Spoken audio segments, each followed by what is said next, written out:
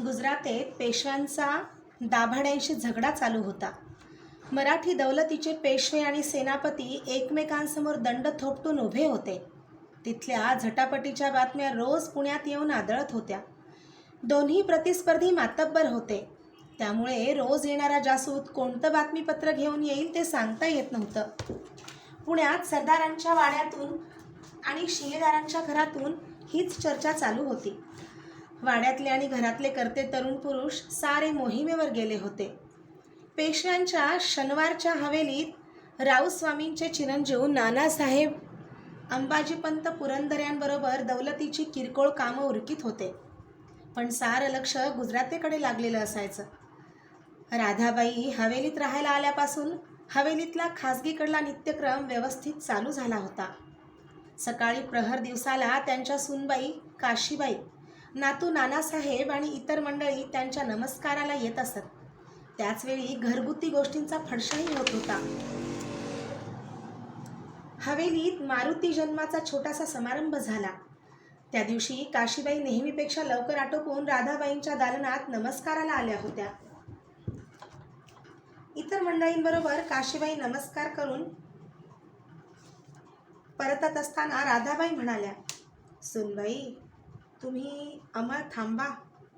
हनुमानाचा प्रसाद आम्ही स्वतः तुम्हाला देणार आहोत, तो घेऊन मग जा." काशीबाई उमजल्या.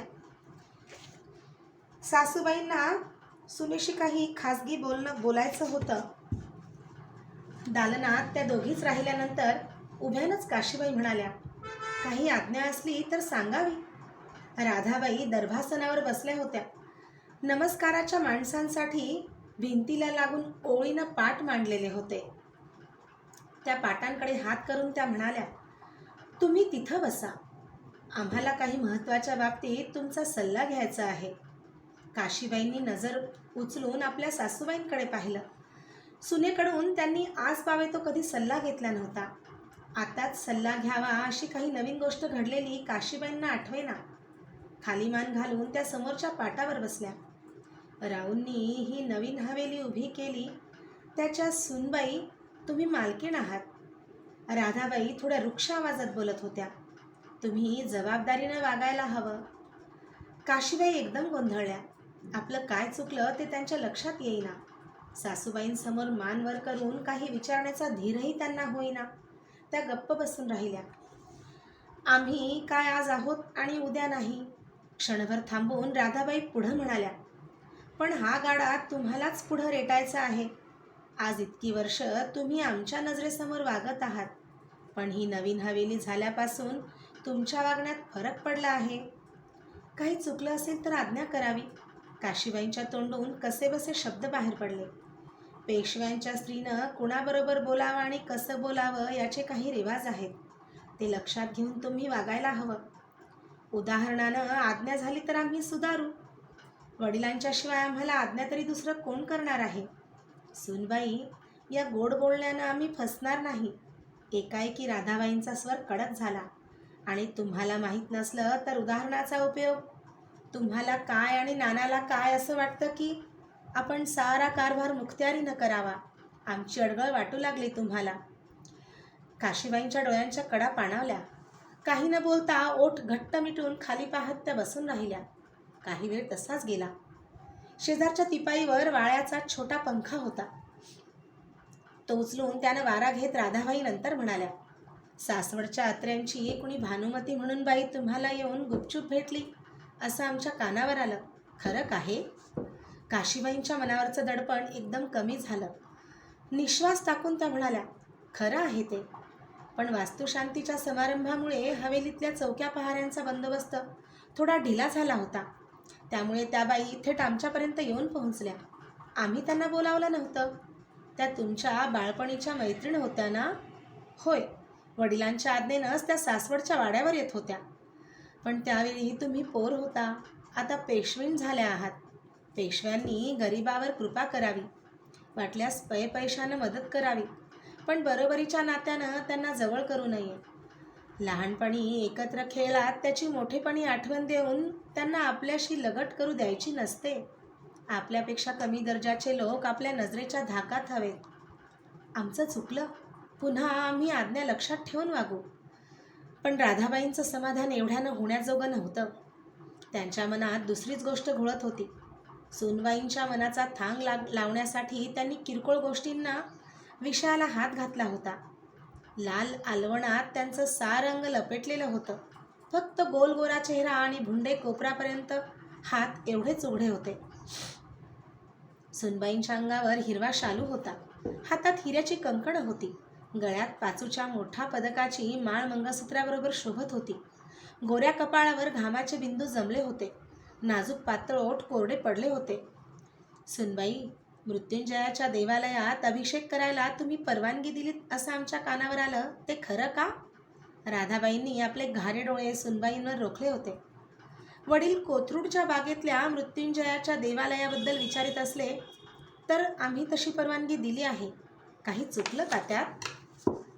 कोणी परवानगी मागितली होती?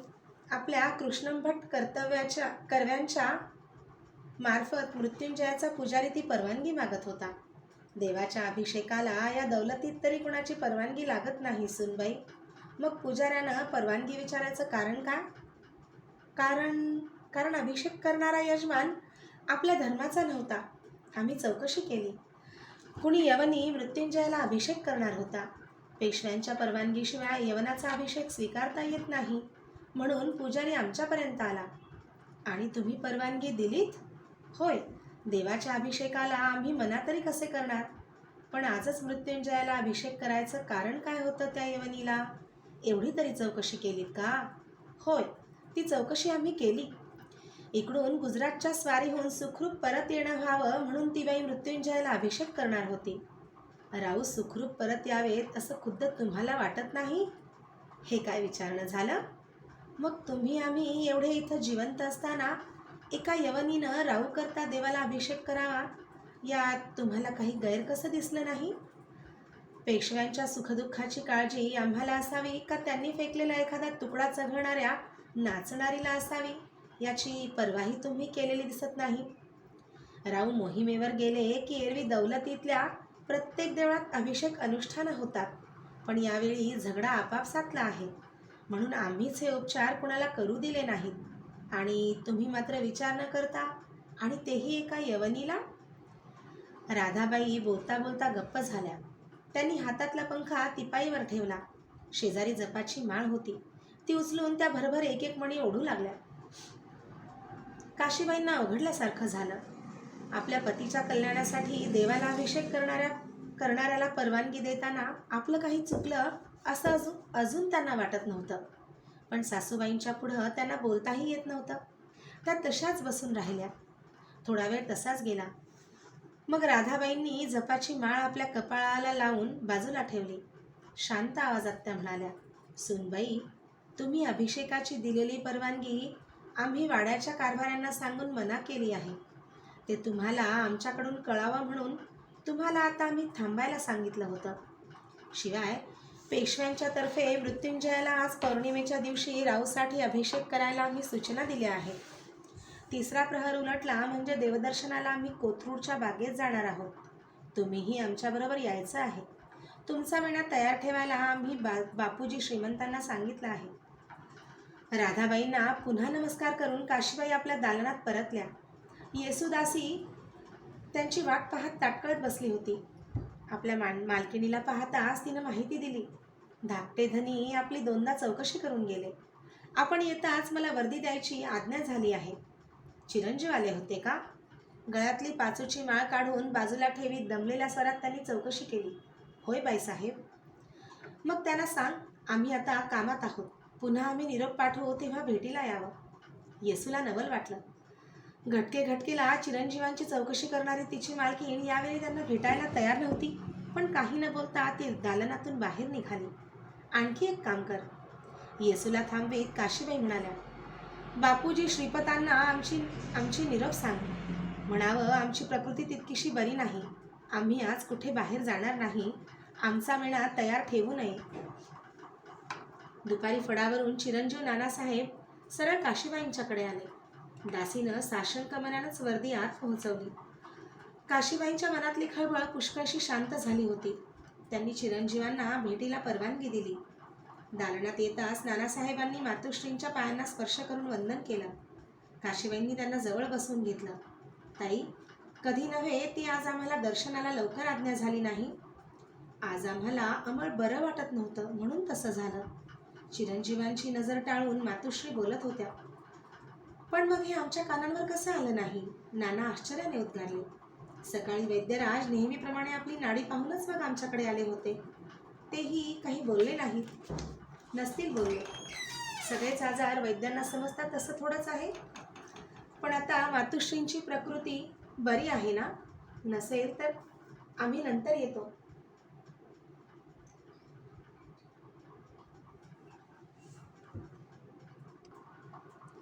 नसतील बोलले.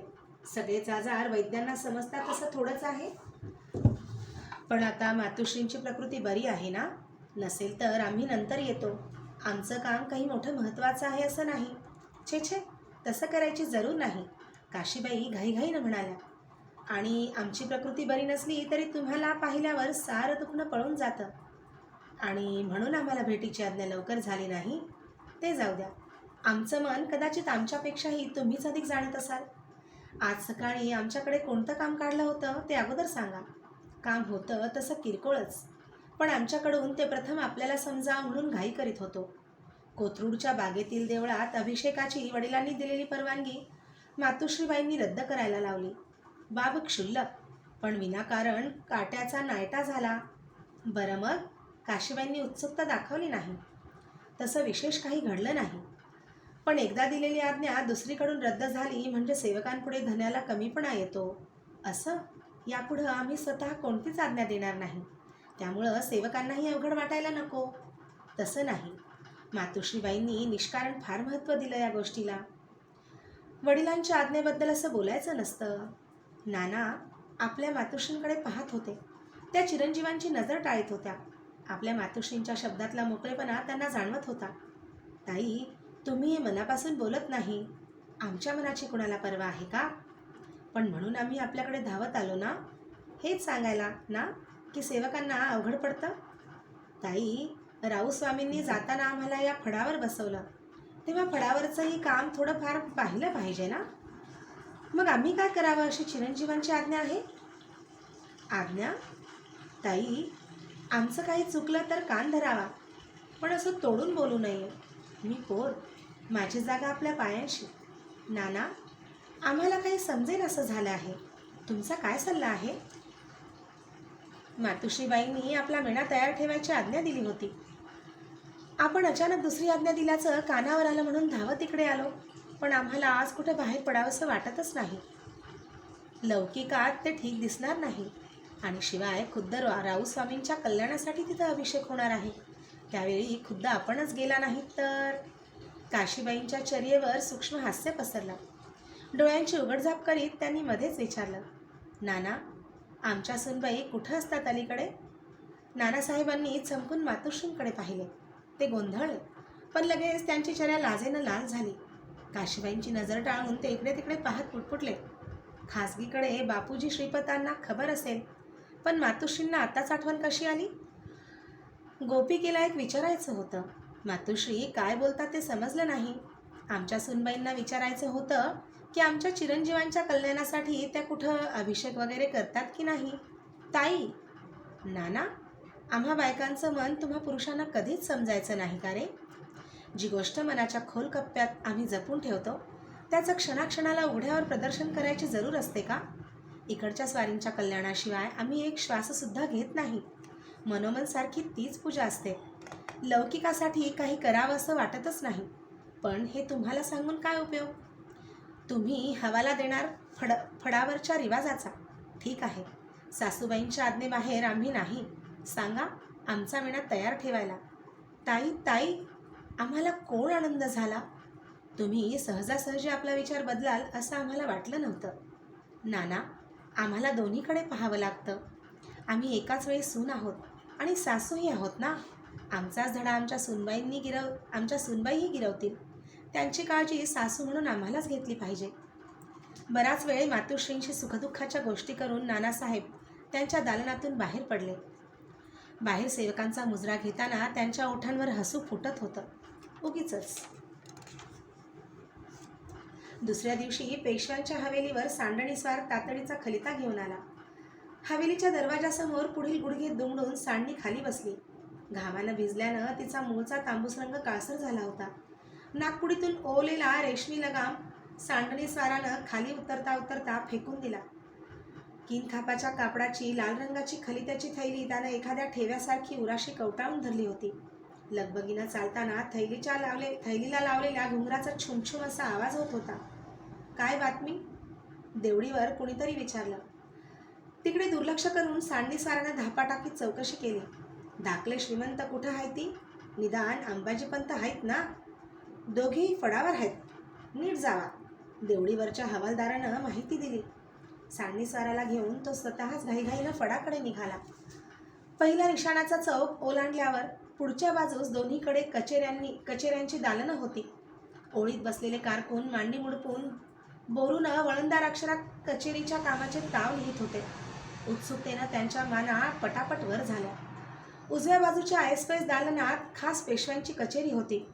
गलेफ घालून मसनद झाकून ठेवली होती. मसनदीच्या उजव्या बाजूस नानांची छोटी मसनद न्याहाली होती. लोडाला किंचित रेलून नाना काही कागदपत्र पाहत होते. अंबाजीपंत पुरंदरे शेजारी उभे राहून कागद समजावित होते. हवालदारानं लांबून मुजरा केला. सांडणीस्वाराचं मस्तकही झुकलं. काय आहे? पंतांचा कठोर आवाज कचेरीत घुमला. तातडीचा खलिता आहे. तेवढ्यात पंत बरंच काही उमजले. सांडणीस्वाराकडून हवालदारानं खलिता घेऊन तो अंबाजीपंतांना पेश केला. खलित्यावरची मोहर पाहून पंतांनी ती थैली कपाळाला लावली आणि पुटपुटत दोन्ही हातांनी ती नानासाहेबांच्या समोर धरली. श्रीमंतांकडून थैली आलेली दिसते. काही झुंजारी खबर असणार. नानांनी थैलीला स्पर्श केला. पंतांनी काळजीपूर्वक मोहर तोडली. थैलीच्या तोंडावर रेशमी सर्कफास सैल केला. उजव्या हातानं आतला खलित्याचा कागद काळजीपूर्वक बाहेर काढला. फडावरची बोरूंची कुरकुर थांबली होती. अपेक्षेनं पंतांच्या मुद्रेकडे नाना पाहत होते. पंतांनी क्षण दोन क्षण खलित्यावरून नजर टाकली. नेहमी वळणदार अक्षर वाचण्याची सवय असलेल्या पंतांना पेशव्यांचं ते थोडं गिचमीड अक्षर वाचायला क्षणभर वेळ अधिकच लागला. पण लगेच ओठावरच्या भरघोस मिशा थरथरल्या. आनंदातिशयानं त्यांनी दोन्ही डोळे मिटले आणि खलिता पुढे वाचण्याऐवजी त्यांनी तो कागद तसाच नानांच्या हातात दिला. कागद देताना ते कसेबसे म्हणाले, वाचावं. श्रीमंतांनी स्वतःच वाचली पाहिजे अशी ही खबर आहे. नानासाहेबांना खलिता वाचायला काही क्षण पुरले. लगेच ते बैठकीवरून ताडकन उभे राहिले. शेजारच्या पेशव्यांच्या मसनदीमागे गजाननाची मोठी मूर्ती बसवलेली होती. तिकडे वळून त्यांनी गजाननाला नमस्कार केला. त्यांना झालेला आनंद त्यांच्या चेहऱ्यावर मावत नव्हता. पंतांकडे वळून भावनावेगानं ते म्हणाले, फत्ते पंत फत्ते. रावस्वामींनी झुंजात यश मिळवलं. गनिम ठार पडला. गजाननानं मोठी कृपा केली. पंत मातुश्रीबाईंना ही खबर तुम्ही स्वतः कळवा. आम्ही ताईंना सांगतो. आणि हो, असे म्हणून नानांनी बोटातली सल्ल्यांची जोडी काढली. समोर उभ्या राहिलेल्या सांडणीस्वाराकडे ती फेकून नाना त्याला म्हणाले, हे आमच्यातर्फेचं बक्षीस. नंतर रिवाजानुसार तुझं बक्षीस फडावर येऊन घेऊन जा. आणि हे बघ, सांडणीवर नगारा घाल आणि असाच साऱ्या शहरभर फिर. साऱ्यांना ओरडून सांग, रावस्वामींची फत्ते झाली. गनिम ठार पडला. मोहीम फत्ते झाली. झंझावातासारखी ही बातमी हवेलीवर क्षणात पसरली. नगारखान्यात नगारा सुरू झाला. फडावरचे कारकून बोरू खाली ठेवून भराभर उठले. खासगीच्या कारखान्यातून शिधा सामग्रीच्या गोण्या भरभरून पूर्वेकडच्या छोट्या दरवाजांजवळ त्यांचा ढीग रचला गेला.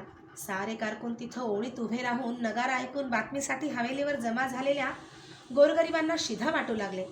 खासगीकडे याद्या तयार होत्याच. याद्यांप्रमाणे पुण्यातल्या सरदारांच्याकडे, सावकारांच्याकडे, गृहस्थांकडे मिठाईचे पेटारे घेऊन हशम भराभर रवाना झाले. अर्ध्या घटकेत पेशव्यांची ढालगज तख्तगौरी तयार होऊन हवेली समोर आली. खुद्द बापूजी श्रीपत हौद्यात बसून साऱ्या शहरभर साखरा वाटू लागले. दाभाडे आणि पेशवे यांचं झुंज डभई नजीक होऊन खास त्र्यंबकराव दाभाडे आणि इतर 3 खासे ठार पडले. 4 खासे जखमी होऊन पळून गेले. दाभाड्यांची कुलफौज लुटली, हत्ती पाडाव केले, अशा मजकुराची पत्र पुण्याहून साऱ्या दौलतीभर रवाना झाली. दाभाड्यांवरील मोहिमेचे पडसाद नुसत्या मराठी दौलतीतच उमटले असं नाही. हैदराबादच्या निजामालाही त्या विजयानं चपराक बसली. नर्मदे पलीकडे राजकारणाचा रंग पालटू लागला. मराठ्यांचे 2 सेनापती एका पाठोपाठ एक निजामाला फितूर झाले होते. दोघांचाही बंदोबस्त पेशव्यांनी केला. त्यामुळे शाहू छत्रपतींच्या नावाची जरब उभ्या हिंदुस्थानाला बसली. पण पुत्रवधानं उमाबाई दाभाडे संतापानं बेभान झाली. पेशव्यांचा सूड घ्यायची प्रतिज्ञा मनोमन करून तिनं दाभाड्यांच्या फौजेचं आधिपत्य स्वतःकडे घेतलं. गुजरातेतून परतणाऱ्या पेशव्यांचा पाठलाग तिनं हिरिरीनं सुरू केला. विजयाच्या वार्ता पुण्यात येऊन थडकल्यानंतर 3ऱ्याच दिवशी बातमी आली की लांब लांब मजला मारून पेशव्यांचं पुण्याकडे कूच सुरू झालं आहे. लवकरच चिमाजी अप्पा पुण्याला येऊन पोहोचणार आहेत. आणि त्याप्रमाणे दिवस कलताच अप्पांच्या फौजेच्या आघाडीच्या तुकड्या पुण्याच्या परिसरात पोहोचल्या. अर्ध्या घटकेत अप्पांची स्वारी ही गारपिरावर आल्याची बातमी घेऊन जासूद आला. पाठोपाठ सड्या स्वारीनिशी चिमाजी अप्पा पुण्यात आले. कसब्यातल्या गणपतीचं दर्शन करून अप्पा सरळ शनिवारातल्या हवेलीवर आले. राधाबाई चिरंजीवांची वाटच पाहत होत्या. कुलदैवतांचं दर्शन करून अप्पा मातोश्रींकडे आले. त्यांना पाहताच राधाबाई उद्गारल्या, "अप्पा, किती दिवसांनी भेटता आहात? क्षेम आहे ना?" राधाबाईंच्या पायांना स्पर्श करून अप्पा म्हणाले, "सारं क्षेम आहे. हे पाय दृष्टीस पडले, आता साऱ्या चिंता नाहीशा झाल्या." राधाबाईंच्या शेजारी अप्पांसाठी छोटी बैठक घातली होती. अप्पा त्यावर बसणार एवढ्यात पलीकडच्या दालनातून नाना लगबगीनं आले. त्यांनी अप्पांच्या पायांना स्पर्श करून नमस्कार केला. अप्पांनी कौतुकानं आशीर्वाद दिला, "आयुष्यमान भव." मग ते म्हणाले, "नाना, क्षणभर आम्ही तुम्हाला ओळखलंच नाही. एकदम मोठे झालात की." "आम्ही म्हणतो ते खरं आहे ना मातोश्रीबाई?" राधाबाई किंचित हसल्या. अप्पांना बसण्याचा इशारा करून त्या म्हणाल्या, "वयाप्रमाणे माणूस वाढणारच. आणि त्यांना आज किती महिन्यानंतर पाहता आहात माहीत आहे?" "खरंच की, आम्ही बरोबर 7 महिन्यांनी आता पुण्याला परतलो आहोत." चिमाजी अप्पा मागे लोडाला टेकत म्हणाले, "मातोश्रीबाई, तिकडे मोहिमेवर दिवस कसे भराभर गेले ते कळलंसुद्धा नाही. आणि इकडे आमचा जीव मात्र टांगणीवर लागला होता. एक एक दिवस आम्ही मोठ्या कष्टानं ढकलीत होतो. तुम्ही आता दमून आला आहात, पण थोडक्यात आम्हाला मोहिमेची कच्ची हकीकत सांगा आणि मग विश्रांतीसाठी उठा." काकाशी पुतण्याचा जास्त स्नेह होता. त्यांना अधिक त्रास देणं बरं नाही असं वाटून नाना राधाबाईंना म्हणाले, "काका बरेच थकलेले दिसत आहेत. आता त्यांना विश्रांतीची आज्ञा व्हावी. त्यांची हकीकत नंतरही ऐकता येईल." "छे नाना, आम्हाला बिलकुल थकवा आलेला नाही." असं म्हणत आपल्या मूळच्या गोऱ्या पानचर्येवर जमलेले घामाचे बिंदू अप्पांनी पंचानं पुसले. 23-24 वर्षांचं त्यांचं वय, बांधा मध्यम, एकसारखं मोहिमेवर राहिल्यानं चेहरा उन्हानं काळवंडला होता. त्यावर त्यांनी आणलेली हास्यही ओढून ताणून आणलेलं दिसत होतं. राधाबाई चिरंजीवांना आपादमस्तक निहाळत होत्या. लहानपणापासून त्या मुलाची प्रकृती पाहत होत्या. आप्पा कधीच धडधाकट नव्हते, पण प्रकृतीची कुरकुर सांगून ते कधी स्वस्थही बसले नव्हते. नेहमी आप्पांची काही ना काही कामगिरी चालूच असे. तरीही यावेळी आप्पांनी जास्त मेहनत घेतल्याचं स्पष्ट दिसत होतं. त्यांच्या तरुण चेहऱ्यावर थकव्याच्या रेषा उमटल्या होत्या. राधाबाई काही बोलण्याच्या आतच आप्पा म्हणाले, "मातोश्रीबाई, राऊंनी यावेळी कमाल केली. ते नसते तर प्रसंग मोठा बाका होता. खासा निजामल्ली फौज घेऊन रणात उतरला होता. त्याचा आणि दाभाड्यांचा राऊंनी मिलाफ होऊ दिला नाही, म्हणून या झुंजात आमच्या पदरी श्रीनं यश घातलं." "ते ठीक आहे." चिमाजी अप्पांना थांबवीत राधाबाई मध्येच म्हणाल्या, "कळायला लागल्यापासून राऊ घोड्यावरच आहे. पण आपल्यापैकी कुणाचं काही नुकसान झालं का ते कळलं नाही, तेवढं अगोदर सांगा." "आपल्यापैकी शिलेदार 5-50 कामास आले, तितके जखमी झाले. खासा सरदारांपैकी ढमढेरे मात्र ठार पडले. तेवढीच वाईट गोष्ट झाली." "नारायणजी ढमढेरे काय?" "होय मातोश्री, राऊंना फार वाईट वाटलं, पण त्याला कुणाचाच इलाज नव्हता. झुंजाला तोंड लागण्यापूर्वी एवढ्यावरच निभावणी होईल असं कुणाला वाटलं नव्हतं. पण श्रीकृपेनं हे सारं घडलं." स्वतः उमाबाई फौजेत हजर होती अशी खबर होती. राधाबाईंनी मनातील शंका बोलून दाखवली. "होय, आपल्या सेनापतीपदाचा तिनं व्रथा अभिमान धरला आणि शेवटी हे फळ पावली. पण आप्पा, एक गोष्ट लक्षात ठेवा, उमाबाई अपमान विसरणारी बाई नाही. ते आम्ही जाणून आहोत. बाई माणूस घरात बसायचं सोडून रणांगणावर उतरलं की त्याचाही मुलाहिजा धरता येत नाही. निष्कारण भरीला पडली नसती तर पुत्रशोक प्राप्त झाला नसता. तरी आम्हाला वाटतं तुम्ही राहूंना खास पत्र लिहून आमचा हा सल्ला कळवा. म्हणावं गाफीर राहू नका. उमाबाईंचा क्षणाचाही भरवसा धरू नका. आता ती चवताळलेली नागिन आहे. तुम्ही तिच्यावर पाय दिला आहे, जपून राहा. आज्ञेप्रमाणे करतो. आप्पांनी पुन्हा चर्येवरचा घाम पुसला. मग किरकोळ गोष्टी बोलून आप्पांनी मातोश्रींचा निरोप घेतला. आप्पा मातोश्रींच्या दालनातून बाहेर पडले. सेवकांनी त्यांचे जोडे समोर ठेवले. त्यात पाय सरकावून ते आपल्या महालाकडे निघाले. चौक ओलांडताच त्यांना एकदम आठवण झाली. ते थबकले. बरोबर सेवक होता त्याला त्यांनी विचारलं, वहिनी साहेबांना आज्ञा विचारून ये. म्हणावं आम्हाला दर्शनाची आज्ञा व्हावी. आणि आप्पा तिथेच उभे राहिले. सोप्याला सुरुदार खांब होता. खांबाला टेकून खांद्यावरच्या शेल्यानं त्यांनी कपाळावरचा घाम टिपला. आज्ञा झाली. ताईसाहेब आपली वाट पाहत आहेत. सेवकानं मुजरा करून निरोप सांगितला. मग आप्पा लगबगीनं काशीबाईंच्या दालनाकडे गेले.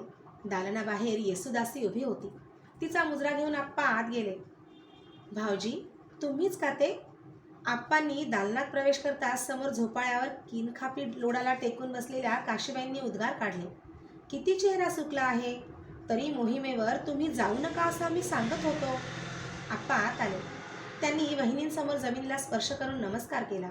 काशीबाईंच्या प्रसन्न गोल चेहऱ्याकडे पाहत हसून ते म्हणाले, 6 महिन्यात वहिनी साहेब आम्हाला विसरतील असं वाटलं नव्हतं. आम्ही चिवणाजीच आहोत. बसा, दमून आला असाल. अंमळ विश्रांती घ्या. मोहिमेवर राहू जातीनं होते, त्यामुळं आम्हाला सारी विश्रांतीच होती. आम्हाला दमायला काय झालं? असं म्हणून समोरच्या गालीच्यावर आप्पा टेकले. क्षणभर विश्रांती घेऊन ते म्हणाले, वहिनी साहेब मोहिमेची सारी हकीकत आपल्याला कळली असेलच. नानाला मी तशी सक्त ताकीद देऊन ठेवली होती. तुम्ही बरोबर असताना आम्हाला मोहिमेची मुळी काळजीच नसते. काशीबाई गालातल्या गालात हसल्या.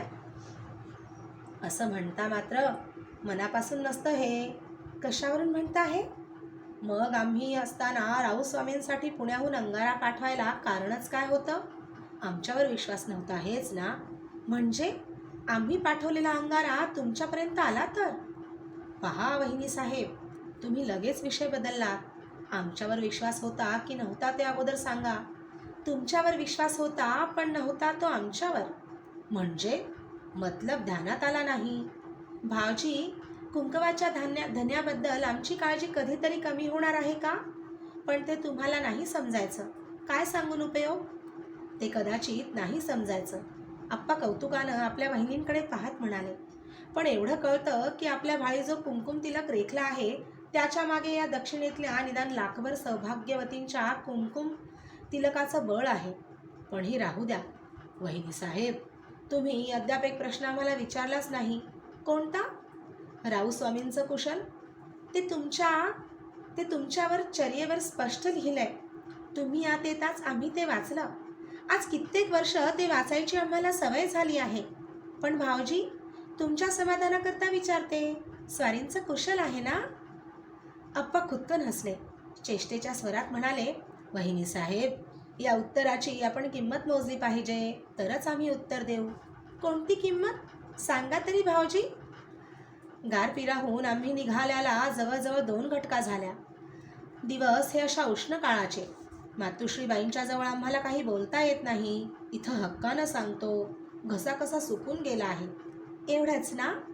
आम्हाला का त्याची कल्पना नाही? आम्ही अगोदरच सूचना देऊन ठेवली आहे. असं म्हणून काशीबाईंनी टाळी वाजवून दासीला बोलावलं आणि तिला मुतपाकखान्यातल्या ब्राह्मणाकडून दुधाचे पेले आणायला आज्ञा केली. वहिनी साहेब दूध नको. वैद्यराजांनी मना केलं आहे. कफ होतो म्हणतात. आम्हाला थंडगार सरबतच द्या. काशीबाईंनी दासीला सरबताची आज्ञा केली. सरबत घेऊन आप्पांनी क्षणभर विसावा घेतल्यावर काशीबाईंनी आठवण केली, आमच्या प्रश्नांच्या उत्तराची आम्ही वाट पाहत होतो. पण ते उत्तर तर आपण आमच्या चर्येवर वाचलं आहे असं म्हणालात. राऊ 1-2 दिवसात पुण्यात दाखल होतील. आप्पांशी बोलताना झोपाळा मंद झोके घेत होता. काशीबाईंनी गिरदीला पाय लावून झोका थांबवला. मग थोड्या गंभीर स्वरात त्या म्हणाल्या, मगापासून पाहते आहे भाऊजी सारं बोलणं इकडच्या स्वारींबद्दल किंवा इतरांबद्दल. माणसानं स्वतःची थोडी काळजी करावी म्हणते. त्यासाठी मातोश्रीबाई आहेत. वहिनी साहेब आपण आहात, मग आम्ही कशाला चिंता करावी? काशीबाईंची नजर टाळून आप्पा बोलले. त्यांनी एकवारे इकडे तिकडे चोरटा कटाक्ष टाकला.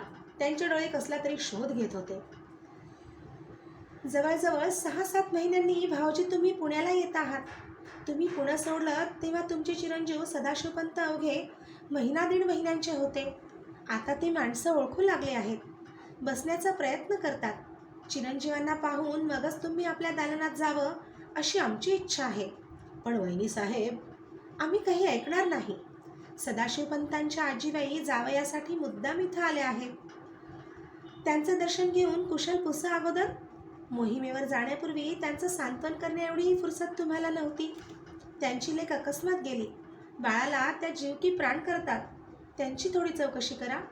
आप्पा उठले. काशीबाईंचा निरोप घेता घेता ते पुटपुटले. एवढ्यासाठीच म्हणत होतो, आपण असल्यावर आम्ही चिंता ती कसली करायची. बाजीराव पेशवे पुण्यात येण्याचा दिवस नक्की झाला. छावणीतून तपशीलवार पत्र शनिवारच्या हवेलीत येऊन पोहोचली. चुलते आणि पुतणे भराभर आज्ञा देत होते. कामं भराभर उठत होती. पेशवे सरळ हवेलीत येणार नव्हते. ते मोहिमेवर असताना हवेलीची वास्तू शांत झाली होती. त्यांनी स्वतः आखून दिल्याप्रमाणे इमारत उभी झाली होती. त्यांचा हवेलीतला प्रथम प्रवेश चांगला मुहूर्त पाहून होणार होता. मोहिमेतून परत पुण्याला आलं की प्रथम दरबार भरवून ज्यांनी मोहिमेवर जीवावर उदार होऊन काम केली असतील त्यांना पेशवे स्वतःच्या हातानं बक्षीस देऊन सन्मान करीत असत. दौलतीच्या कामी ज्यांचा देह पडला असेल त्यांच्या विधवांची मुलांची वास्तपुस्तक होऊन त्यांच्या नावे सनदा तयार होत असत. हे महत्त्वाचं काम प्रथम उरकायचं असे. त्यासाठी पेशव्यांचा मुक्काम कोथरूडच्या बागेत होणार होता. तिथंच दरबाराची व्यवस्था करायची होती. सकाळी आप्पा आणि नाना घोड्यावर स्वार होऊन बरोबर निवडक शिलेदारांचं पथक घेऊन हवेलीतून बाहेर पडले. 3 दिवसांच्या विश्रांतीनंतर आता आप्पांच्या चर्येवर तजेला आला होता. डोळ्यात पूर्वीची चमक आली होती. मुठा नदीच्या किनाऱ्यावर कोथरूडचा बाग चांगला ऐसपैस अर्धा कोस पसरला होता. उष्ण काळामुळे नदीच्या पात्रात वाहता प्रवाह नव्हता, पण ठिकठिकाणी मोठे डोह तयार झाले होते. त्यामध्ये भरपूर पाणी होतं. पेशव्यांच्या फौजेच्या आघाडीच्या तुकड्या बागेपाशी केव्हाच पोहोचल्या होत्या. प्रत्येकाला आखून दिलेल्या भागात त्या सरदाराची छावणी उभारण्याचं काम मोठ्या नेटानं सुरू होतं. बागेतली सारी आंब्यांची झाडं फळांनी डवरली होती. झाडाखालच्या गर्दछायेत ठिकठिकाणी गाशे टाकून शिलेदार मंडळी विसावली होती. मोकळ्या बागेत कामासाठी राहुट्या उभ्या करीत होते. आप्पांना येताना दुरून पाहताच आडवी झालेली मंडळी झडझडून उठत होती. खाली माना घालून मुजरे होत होते. झाडीमुळे उन्हाचा ताप जाणवत नव्हता. मध्यान्नापर्यंत आप्पांनी कामावर देखरेख केली. मग ते बागेतल्या मृत्युंजयाच्या मंदिरात दर्शनासाठी आणि थोडी विश्रांती घेण्यासाठी आले. आप्पांच्या आगमनाची वर्दी असल्यानं फरासखान्याच्या लोकांनी मंदिराच्या मंडपात गालिच्याची बिछायत तयार ठेवली होती. उभयतांनी प्रथम मंदिरासमोरच्या हौदावर पाय धुतले. मग गाभाऱ्यात जाऊन देवदर्शन केलं आणि ते बैठकीवर जाऊन बसले. तेवढ्यात मंदिराचा पुजारी फळांचं तबक आणि दुधाचे पेले घेऊन आला. रावस्वामी हा रम्य परिसर पाहून खुश होतील ना? फराळ आटोपून विश्रांती घेत असताना नानांनी आप्पांना विचारलं. तुमच्या रसिकतेवर राऊंचा विश्वास आहे म्हणून तर कोथरूडच्या मुक्कामाची सारी व्यवस्था त्यांनी तुमच्यावर सोपवली आहे. आप्पांनी डोईवरचा मंदिल काढून बाजूला ठेवला. अंगरख्याचे बंद सोडीत मागे लोडाला टेकून आराम करीत ते पुढे म्हणाले. आमच्या बंधूंच्या डेऱ्यासाठी तुम्ही निवडलेली जागा तर आम्हाला एकदम पसंत पडली. तिथून एका बाजूला हे देवालय तर दुसऱ्या बाजूला बाणाच्या टप्प्यावर नदीचं पात्र. पलीकडच्या डोंगराच्या उतारावरच्या सरदारांच्या छावण्या राऊंना आपल्या डेऱ्यात बसल्या बसल्या जागेवरून दिसतील. मग राऊ का खुश होणार नाहीत? आम्ही त्यांना सांगू की चिरंजीवांनी ही व्यवस्था स्वतः आखली आहे म्हणून. आमच्या हातून काही चांगलं घडलं असलं तर त्याचं श्रेय काका तुम्हालाच आहे, नाहीतर आम्हास काय कळतं? नाना, तुमच्या या गोड बोलण्याचं श्रेय मात्र तुम्ही तुमच्या मातोश्रींना दिलं पाहिजे. या बाबतीत तुमची वहिनींशी बरोबरी आहे, आप्पा गालात हसत म्हणाले. बरी आठवण झाली काका. या छावणीत खाजगीच्या डेऱ्याची आम्ही काहीच व्यवस्था केली नाही. मातोश्रीबाई हवेलीतच राहणार आहेत, पण ताई छावणीत येतील. राऊंकडून आलेल्या सूचनात खाजगीच्या डेऱ्याचा उल्लेख नव्हता. आप्पांनी डोळे मिचकवले. हसत ते म्हणाले, त्या साऱ्या सूचना राऊंनी आमच्याजवळ सक्षम दिलेल्या आहेत. आम्ही त्यांचं पाहतो काय करायचं ते. पण राऊंच्या खासगी डेऱ्याच्या चौकशीच्या निमित्तानं नाना स्वतःच्या खासगीच्या तंबूची चौकशी करीत नाहीत ना. नानांनी काकांची नजर टाळली. त्यांची चर्या लाजेनं लाल झाली. न बोलता ते गप्प बसले. यावर आप्पा पुन्हा काही बोलणार इतक्यात मंदिराच्या पलीकडे जी छोटी बैठी इमारत होती त्या बाजूनं काही गडबड झाल्याचा आवाज ऐकू आला. आप्पा चटकन सावरून बसले. मंदिराच्या बाहेर पहारेकरी उभा होता. त्याला त्यांनी आवाज चढवून विचारलं, काय गडबड आहे रे? गडबड कमी होण्याऐवजी वाढतच गेली. तेव्हा स्वतः नाना जागेवरून उठले. देवालयाच्या बाहेर येऊन त्यांनी पाहिलं, 2-3 हशमांनी एका इसमाला धरलं होतं. तो ओरडत होता, सोडा मला, मी खुद्द श्रीमंतांपाशीच तक्रार मांडणार आहे. तुम्ही आला असाल मोठ्या लढाया मारून, म्हणून तुम्ही आम्हाला काय मारून म्हणून त्रास देता? ते काही नाही, श्रीमंत इथे आलेच आहेत. मी समक्षच सारा प्रकार त्यांच्या कानांवर घालतो. नानांनी हातवर करून हशमांना इशारा केला. त्याबरोबर त्यांनी त्या इसमाला मोकळं केलं. मग ते आवाज उंचावून म्हणाले, आम्ही तक्रार ऐकतो आहोत, त्याला आप्पांच्या समोर हजर करा. आणि नाना आत देवालयात येऊन आप्पांना म्हणाले, काही किरकोळ तक्रार दिसते आहे, आपल्यासमोर हजर करायला सांगितलं आहे. तेवढ्यात 2 सशस्त्र पहारेकरी त्या इसमाला घेऊन देवालयाच्या मंडपात आले. त्याला आपादमस्तक निहाळत आप्पांनी विचारले, कोण रे तू? सरकार, मी राघू नटवा आहे. नटवा? आणि इथं काय करतो आहेस? पलीकडे बाईजींचा मुक्काम आहे, त्यांच्या सेवेत असतो मी सरकार. कोण बाईजी? आप्पांचा स्वर कठोर झाला. बाहेर अवसान दाखवणारा नटवा आप्पांच्या समोर ततपप करू लागला. त्याचा घसा कोरडा पडला, पण त्याच्या मदतीला नाना धावून आले. राघूच्या ऐवजी त्यांनीच माहिती दिली. कलावंतिनीचा ताफा त्या इमारतीच्या मुक्कामाला आहे. मिस्किन मस्तान कलावंत म्हणून गाणारी नाही. राऊ स्वामींनी त्यांना तिथं ठेवायला सांगितल्यावरून ती इमारत खाली करून त्यांच्या ताब्यात दिली आहे. नाच गाणाऱ्यांना शहरापासून एवढं दूर ठेवलं? बुंदेलखंडातले मुसलमान आहेत आणि त्यांचा कारखानाही मोठा आहे. शहरात हरघडी कटकट नको म्हणून त्यांना इथं जागा दिली. असं? ती बाईजी काय? मान हलवून आप्पा म्हणाले, मग या नटव्याची काय गडबड चालली होती? राघू थोडा सावरला होता. ओठावरून जीभ फिरवत हात जोडून तो म्हणाला, सरकार, फिर्याद आहे. कसली फिर्याद? आप्पांच्या भुवयावर चढल्या. आमच्या बाईजींची लाडकी हरणांची जोडी या लष्करांच्या लोकांनी काल पळवली. राघूनं सांगून टाकलं. त्याला चांगली धाप लागली होती. हरणांची जोडी? आणि ती कशाला पळवली होती तुम्ही? आमच्या बाईजींचा शौक आहे सरकार. ती हरणं लष्कराच्या लोकांनी नेली कशावरून? मी स्वतः पाहिली सरकार. काल सूर्य मावळ्याच्या बेताला मी स्वतः ती जोडी पाणी पाजायला त्या हौदावर आणली होती. तेवढ्यात बाजूच्या झाडा आणून फौजेतले 3-4 इसम अचानक माझ्यासमोर आले आणि त्यांनी पाहता पाहता हरणांची जोडी माझ्याकडून हिसकावून ओढून नेली. आणि तू ती त्यांना नेऊ दिलीस? कोणाला लोळवलं नाहीस? मी नटवा काय करणार सरकार? मी काय बोलणार तो त्यांनी आपला हात माझ्यावर असा उगारला. सरकार, कसला मजबूत हात होता तो. माझे डोळे पांढरे व्हायची वेळ आली. आप्पांच्या चेहऱ्यावर हास्यरेखा चमकली. त्यांनी डोळे मिचकावून नानांकडे पाहिलं. तशी नानांनी रघूला विचारलं, तू ओळखशील त्या लोकांना? कुणाकडचे लोक होते ते? सरकार, धनगर लोक दिसत होते ते. बहुतेक होळकरांचे असतील. अरे, पण कशावरून? हरणजोडीने त्याला खुशीत येऊन ते बोलले, ते मला चांगलं ऐकू आलं. त्यांच्यापैकी मोठ्या गलमिशावाला म्हणतो कसा, खंडोबा पावला. अशीच ही जोडी सुभेदाराला नजर करू, मोठी मज्जा येईल. बरेच दिवसात त्यांच्या तोंडाला वशाट लागलं नव्हतं. आणि आणि आणखी काय? नीट बोल. आप्पांनी करड्या आवाजात दरडावला. आणि चांडाळ म्हणत होते की सुभेदारांबरोबर श्रीमंतांनाही मेजवानी होईल या हरणांची. सरकार, मोठे वाईट लोक होते ते. त्यांचं पारिपत्य व्हायला पाहिजे. अब्रूदार माणसाबद्दल काही बोलायचं म्हणजे काय? एकेकाची जीभ हसडली पाहिजे सरकारांनी. वटवट बंद कर. आवाज उंचावून आप्पा ओरडले. तुझी फिर्याद समजली. नाना छावणीची व्यवस्था पाहणारा हवालदार आहे, त्याला या फिर्यादीची चौकशी करायला सांगा. नटव्या, जा तू. आणखी काय सांगायचे आहे? आणि काही नाही सरकार, फक्त चौकशी लवकर करायला आज्ञा व्हावी, नाहीतर ते चांडाळ आमच्या हरणांना कापतील. ते आमच्या बाईजींच्या कानावर गेलं तर त्या प्राणात सोडतील.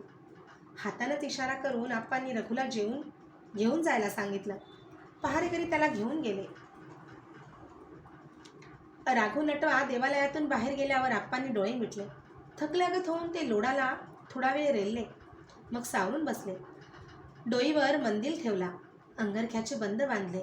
उठून देवाच्या दिशेनं त्यांनी हात जोडले आणि ते पुटपुटले, हरे हरे. उन्ह कलती झाल्यावर आप्पा आणि नाना बागेतून बाहेर पडले. धूळ उडवीत दुडक्या चालीनं दोघांचेही घोडे दौडत होते. प्रथम नगाऱ्याचा आवाज झाला, पाठोपाठ चौघड्याचा आवाज आला आणि साऱ्या पुण्याला समजलं की श्रीमंत बाजीराव पेशवे पुण्यानजीक आले. कोथरूडला पुण्यातले सावकार सद्ग्रहस्थ घेऊन चिमाजी आप्पा पेशव्यांची वाट पाहत होते. आवाजाच्या पाठोपाठ सायंकाळच्या तांबूस किरणात धुळीचे ढग मिसळले. घोड्यांच्या टापांचा आवाज उठला. पाहता पाहता फौजेच्या टोळ्यांनी आसमंत भरून गेलं. स्वारांच्या आरोळ्या, उंचावलेले झेंडे, उभे धरलेले भाले यांची एक लाटच धुळीच्या ढगातून पुढं सरकत होती. मग तुतारीचा आवाज झाला आणि सारा कोलाहल जादूसारखा थांबला. स्वतः बाजीराव पेशवे आपल्या शुभ्र घोड्याला टाच मारून बरोबर निवडक 5 सरदारांना घेऊन सड्या स्वारीनिशी त्यांच्या छावणीकडे दौडत होते. छावणीजवळ घोडा येताच पेशव्यांनी घोड्याचा लगाम खेचला. त्यासरशी त्या उंद्या उंचापुऱ्या जनावरानं पुढले 2 पाय उंच उचलून मागच्या पायावर एक गिरकी घेतली आणि मगच पुढचे पाय जमिनीवर स्थिर केले. बाजीरावांनी घोड्याच्या मानेवर थोपटलं आणि चटकन खाली उडी टाकली. त्यांनी फेकलेल्या घोड्याचा लगाम शेजारी उभ्या असलेल्या मोत्तद्दारानं पकडला. गुजराती नक्षीचे चढाव घातलेले त्यांची मजबूत पावलं जमिनीला टेकताच त्यांच्या स्वागतासाठी जमलेल्या सरदारांनी त्यांना मुजरे केले. गृहस्थांनी खाली वाकून नमस्कार केले. उजवा हात किंचित वर उचलून त्यांनी सर्वांचं अभिवादन स्वीकारलं. मग पुढं होऊन त्यांनी चिमाजी आप्पांची खांदभेट घेतली. तेवढ्यात नानांनी तीर्थरूपांच्या पावलांना स्पर्श करून वंदन केलं. अंगावरचे कपडे धुळीनं माखले होते. पोटऱ्यांना घट्ट बिलगलेली शुभ्र सुरवार अंगातला अंगरखा, त्याच्यावरची रुदार अर्धी बंडी आणि डोईवरचं रेशमी पागोटं सारं धुळीनं भरलं होतं. छावणीसाठी उभारलेल्या तंबूकडे नजर फेकून बाजीरावांनी त्यांच्यासाठी तयार केलेल्या डेऱ्याकडं पावलं वळवली. डेऱ्यात शुभ्र चादरीची बिछायत करून त्यावर गालिचे अंथरले होते. बाजीराव डेऱ्यात येताच तुतारीचा पुन्हा नाद झाला. पेशव्यांसाठी सजवलेल्या खास बैठकीवर बाजीराव बसण्यापूर्वी त्यांच्या चिरंजीवांनी त्यांच्या कमरेला बांधलेली तलवार सोडवून घेतली. शेल्यात खोसलेला बिछवा काढून घेतला. सेवकांनी ती हत्यारं ताब्यात घेतली. खूरमांडी घालून पेशवे आपल्या आसनावर बसले. मागोमाग इतर मंडळी आपापल्या आसनावर बसली. पेशव्यांच्या बरोबर आलेले 5ही सरदार पेशव्यांच्या मागे अदब राखून बसले. आप्पा, साताऱ्याची खबर काय आहे? आसनावर बसताक्षणी शेजारी बसलेल्या बंधूंकडे वळून बाजीरावांनी चौकशी केली. खुद्द छत्रपती महाराज उमाबाईंची समजावणी करण्यास तळेगावी गेले आहेत. असं? त्यांना पुत्रशोक झाला. आम्हालाही दुःखच वाटतं, पण दौलतीच्या जीवावर जर हे अस्तनीतले निखारे उठणार असतील तर आम्हाला त्यांचा असाच बंदोबस्त करायला पाहिजे. अगोदर मोठे असलेले बाजीरावांचे डोळे हे शब्द उच्चारताना आणखी विस्फारले गेले. ऐटबाज मिशांच्या खालचे लाल ओठ आवळले गेले. दाभाडे दौलतीचे जुने सेवक, मानकरी सेनापती, झुंजात ते ठार पडल्यामुळं महाराजही कष्टी झाले आहेत असं कळतं. आप्पांनी आणखी माहिती दिली. गोऱ्या पानचर्येवर काळी भोर भुवई वर उचलली गेली. रुंद कपाळावर आठी पडली. पाठोपाठ बंदुकीच्या गोळीसारखा एक एक शब्द बाहेर पडला. झुंजाला उभं राहण्यापूर्वी माणसानं विचार करायचा असतो. एकदा उभं राहिल्यावर ते त्याच्या नियमानुसारच खेळावं लागतं. तिथं हा सेनापती, हा प्रधान असा विचार करता येत नाही. आम्ही मजबूर आहोत. पेशव्यांच्या मागे मल्हारराव होळकर, राणोजी शिंदे, आवजी कवडे, पिलाजी जाधवराव, बाजी भीमराव रेठरेकर आणि व्यंकटराव घोरपडे अशी सरदार मंडळी बसली होती. त्यांच्यापैकी मल्हारराव होळकर बसल्या जागेवरूनच बोलले. आप्पास्वामी, पुण्याकडे परतल्यावर झालेला प्रसंग त्यांना ठावकी नसेल. श्रीमंतांनी आज्ञा केली तर सांगतो. मल्हाररावांचे शब्द ऐकताच बाजीरावांची चर्या सौम्य झाली. ते म्हणाले, मल्हारराव, सांगा सांगा सारी हकीकत. दाभाड्यांशी झुंज घेताना आम्ही निजाम अलीला दूर ठेवलं होतं हे आप्पांना माहीत आहेच. झुंजानंतर आप्पा तडक पुण्याकडे आले. आम्ही 2-3 मुक्काम करून इकडे परत फिरलो. दाभाड्यांचा प्रकार कानी पडल्यावर निजाम मुकाट्याने परत फिरेल असा आमचा अंदाज होता. तो तसा फिरल्याची आम्हाला खबरही आली. आम्ही वेगवेगळ्या मार्गानं पुण्याकडे निघालो. श्रीमंतांच्या बरोबर फक्त हे राणोजी बाबा होते. आणि अचानक निजामानं श्रीमंतांच्या फौजेवर रात्रीच्या अंधाराचा फायदा घेऊन हल्ला चढवला. राणोजी बाबांनी शर्थीनं हल्ला परतवला, पण त्यांच्या माणसांची फार खराबी झाली. त्यात चांगली गोष्ट एवढीच झाली की दाभाड्यांच्या फितुरीचा सायसंगीन पुरावा आमच्या हाती लागला आणि यांना दौलतीचे सेनापती म्हणायचं. बाजीरावांचा आवाज एकदम वर चढला. यापूर्वी चंद्रसेन जाधवांचाही आम्हाला असाच बंदोबस्त करावा लागला. दौलतीचे हे सेनापती स्वतःच्या तीर्थरूपांची सेवा विसरून सरळ आमच्या दुश्मनाला निजामाला जाऊन मिळाले. त्यांना फूस प्रतिनिधींची साताऱ्यात महाराजांभोवती बसून ही माणसं रोज एक एक कारण शिजवणार. दाभाड्यांची गत पाहिल्यावर आता तरी ते शुद्धीवर येतील. आमची माणसं शुद्धीवर येणं कठीण आहे, आप्पा म्हणाले. पण निजामाला पुन्हा आमच्या वाटेला जाताना 10दा विचार करावा लागेल. इतके दिवस कोल्हापूरकर महाराजांना हाताशी धरून तो आम्हाला शह देऊ पाहत होता, पण खुद्द स्वामी महाराजांनीच बंधूंशी सलोख्याचा तह करून वारणेपर्यंत मुलूक त्यांना तोडून दिला आहे. त्यामुळे निजामाचा त्या बाजूचा मोठा आधार गेला. आता केव्हा तरी आम्हाला त्याचा समाचार घ्यावा लागेल. त्यावेळी निदान मराठी दौलतीतून त्याला आधार मिळणार नाही एवढा बंदोबस्त झाला आहे. आप्पांचं बोलणं ऐकत असताना बाजीरावांचं लक्ष त्यांच्या शेजारी बसलेल्या आपल्या चिरंजीवांकडे गेलं. क्षणमात्र 4 डोळ्यांची भेट झाली. बाजीरावांच्या चर्येवर राजकारणाचा ताण थोडा कमी झाला. नानांचं पुरुषी सौंदर्य रसरसलेलं ते मुख पाहताच बाजीरावांना 20 वर्षांपूर्वीचं स्वतःचं रूप आठवलं. अगदी हीच प्रतिमा होती हे मनात येताच प्रथमच त्यांच्या चर्येतून हसू उमटलं. मागे वळून ते बाजी भीमराव रेठरेकरांना म्हणाले, बाजीपंत, या मोहिमेच्या वेळी केवळ तुमच्या शब्दाखातर आम्ही चिरंजीवांना मोहिमेवर नेलं नाही, पण पुन्हा एखादी मोठी मोहीम निघेल तेव्हा आम्ही नानांना पाठवणार.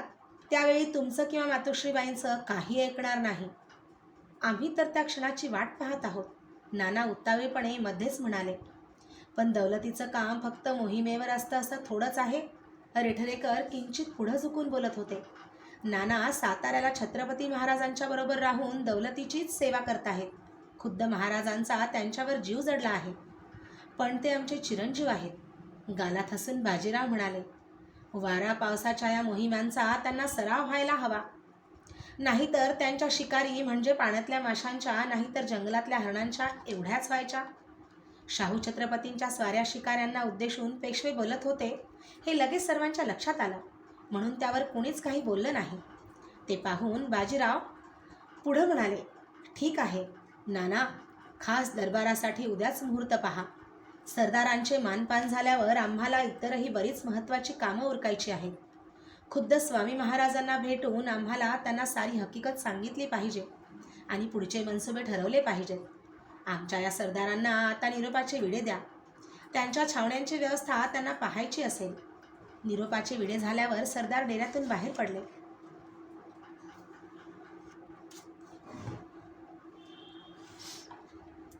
दुसऱ्या दिवशी 3ऱ्या प्रहरी मानापानाचा दरबार झाला. सरदारांना शिलेदारांना पेशव्यांनी रोख बक्षिसं दिली. लढाईत कामाला आलेल्यांच्या वारसाच्या याद्या फळावर तयार होऊन त्या छावणीत अंबाजीपंतांनी रुजू केल्या होत्या. त्या याद्यांना पेशव्यांची मंजुरी मिळाली. सूर्य मावळल्यावर बाजीराव आपल्या खासगीच्या डेऱ्यात आले. डेऱ्यात शामदानं प्रकाशत होती. समारंभाचा पोशाख बाजीरावांचा मर्जीतला हुजऱ्या कुंवर उतरवित होता. त्यानं त्याच वेळी खबर दिली, पुण्याहून बंदमेणा आला आहे. स्वतःच्या विचारात गर्क असलेल्या बाजीरावांनी कुंवरला विचारलं, काय म्हणालास? कुंवरनं पुन्हा खबर दिली. ते ऐकताच बाजीराव स्वतःशीच हसले आणि त्यांनी विचारलं, मेणा कधी आला? प्रहर अर्धा प्रहर झाला असेल. आणि ही खबर आत्ता देतो आहेस? श्रीमंत दरबारात होते. कुंवर खाली मान घालून म्हणाला, अरे हो, खरंच. आणि मग लगबगीनं खासगीच्या डेऱ्यातून कुंवर बाहेर पडला. खासगीच्या डेऱ्याला लागूनच काशीबाई साहेबांचा तंबू उभा केला होता. दोन्ही दालनांच्या मध्ये एक नक्षीदार पडदा सोडलेला होता. पडदा बाजूला सारून येसुदासी आत आली. पलीकडच्या दालनात बाईसाहेब आपली वाट पाहत आहेत. मुजरा करून तिनं वर्दी दिली. त्यांना म्हणावं, आम्ही आलोच. दासी डेऱ्यातून बाहेर पडली. पाठोपाठ जाळीचा पडदा बाजूला सारून बाजीराव काशीबाईंच्या दालनात गेले. दालन चौकोनी होतं. चारी बाजूंनी रंगीबेरंगी पडदे सोडून ते सजवलेलं होतं. पडद्यावर रामायण महाभारतातील वेगवेगळे प्रसंग कुशल चिताऱ्यांनी चितारलेले होते. पूर्वेकडे तोंड करून बाजीरावांसाठी छोटीशी बैठक तयार केली होती.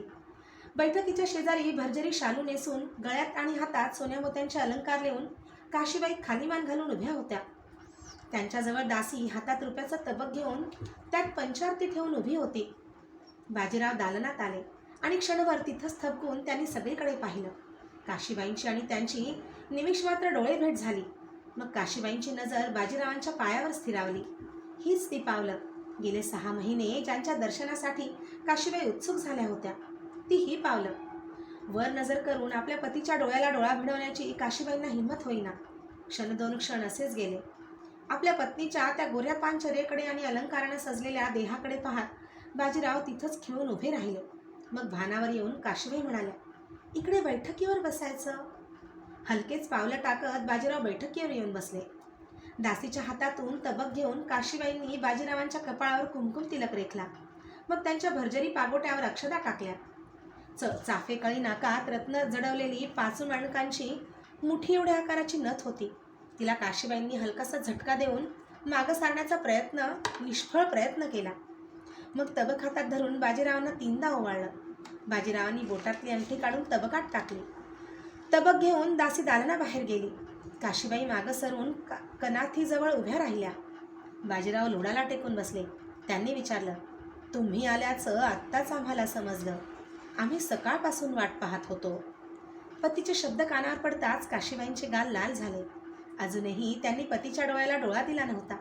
तशीच मान खाली घातलेली असताना त्या म्हणाल्या, आज प्रातःकाळी इथं आम्ही येणार होतो, पण आणि बोलताना त्या अडखळल्या. पण मग काय झालं? बाजीरावांनी उत्सुकतेनं विचारलं.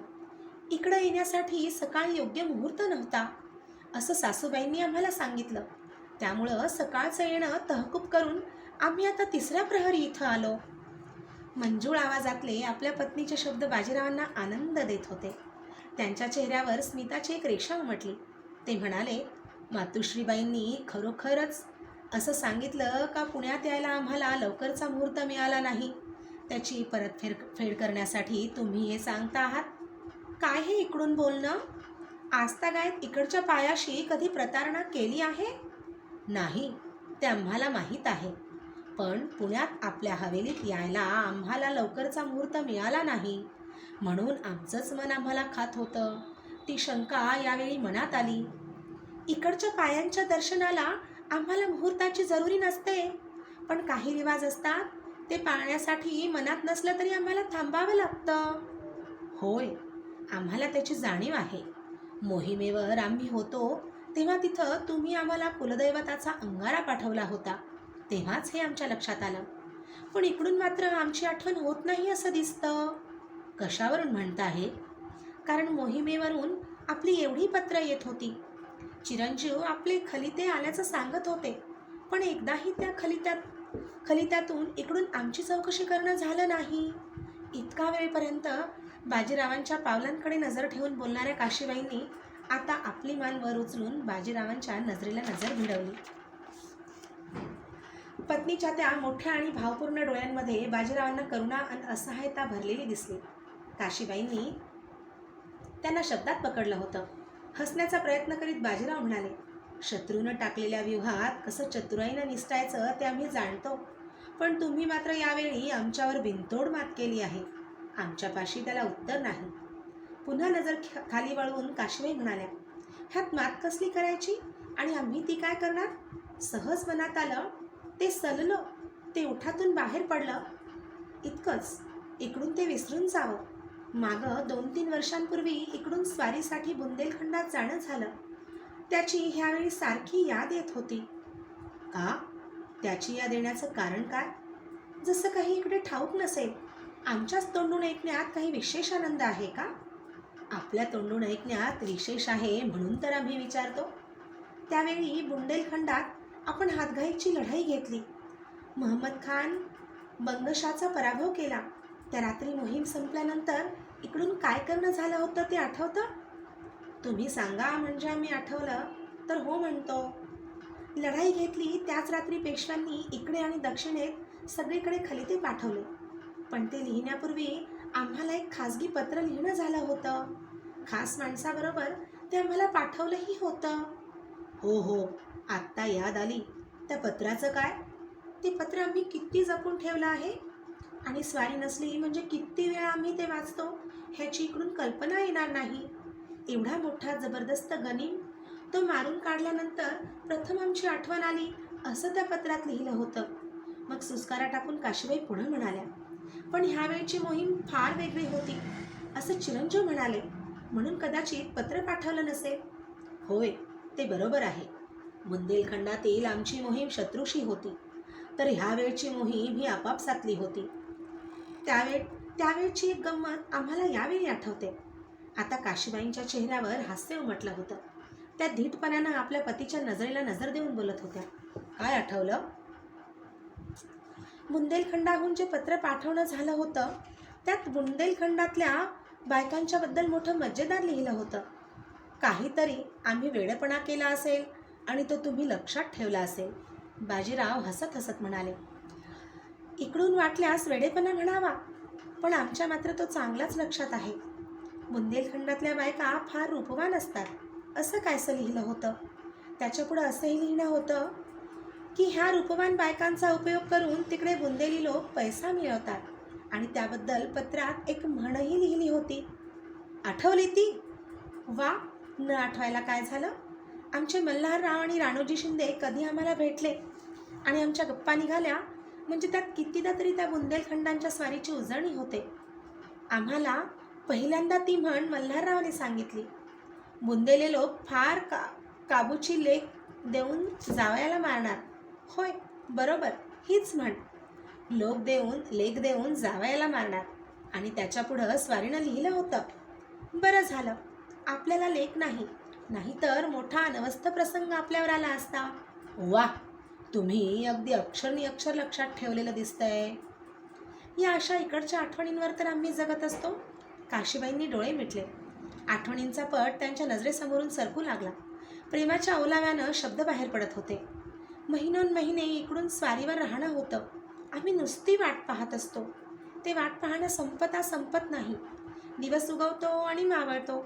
चांदण्या रात्री येतात आणि संपतात. हवेत सुखद थंडी येते आणि ती हळूहळू कमी होते. वैशाखातली लालसर पहाट डोळ्यांना सुखवित नाही किंवा संध्याकाळचा मंद पश्चिमी वारा त्यावेळी हवाहवासा वाटत नाही. नुसत्या इकडच्या आठवणींवर हे दिवस आम्ही ढकलत असतो. वा, आज तुम्ही आम्हाला अगदी न समजणाऱ्या भाषेत बोलता आहात. बाजीरावांनी काशीबाईंची समाधी भंग केली. सायंकाळच्या भोजनाची तयारी केव्हाच झाली होती, पण वर्दी द्यायचा धीर सेवकांना होत नव्हता. छावणीतल्या पहाऱ्यावर तास वाजत होता.